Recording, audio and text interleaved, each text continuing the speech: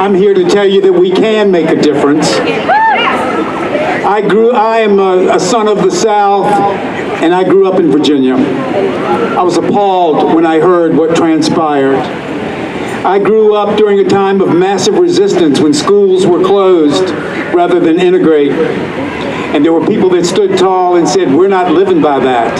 And the schools did not close where I lived. I grew up speaking for the right of a black and a white to marry in Loving versus Virginia. I spoke and debated that in my high school, and I was booed. But I'm here to tell you that the Supreme Court ruled that blacks and whites and men and women and everybody can marry. We've come a long way. We can make a difference.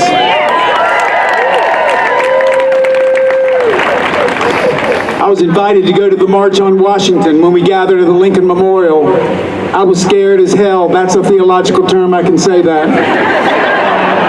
Because nobody in my town, nobody in my family, nobody on my street went. But I went, and those of us that gathered, some 250,000 strong, made a difference. We can make a difference. I was a student at the College of William and Mary and invited to go from Selma to Montgomery. I went, never telling my parents until one of them was in the grave and the other one had Alzheimer's. But we went and we made a difference. We made a difference. The country and the world heard. You and I, we can make a difference. I was interviewed at a church for a job in Detroit.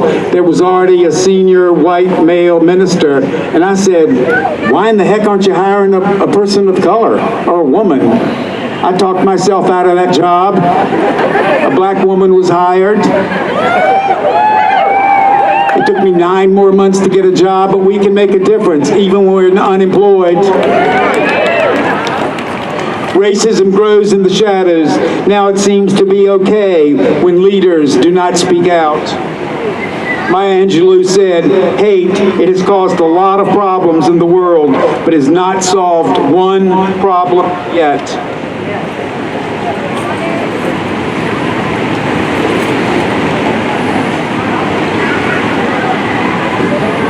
Thank you for your patience.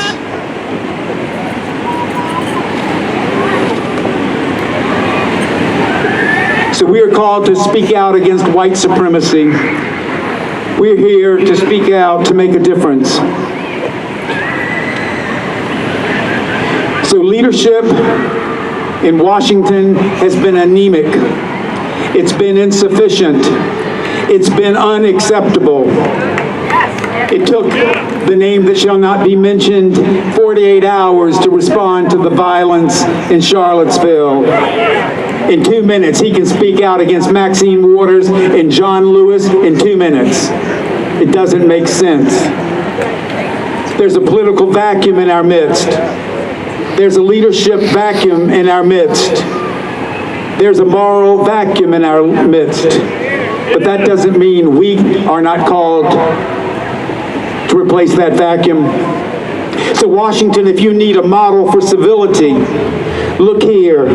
Come to Iowa. Connie and gang can teach you a thing or two.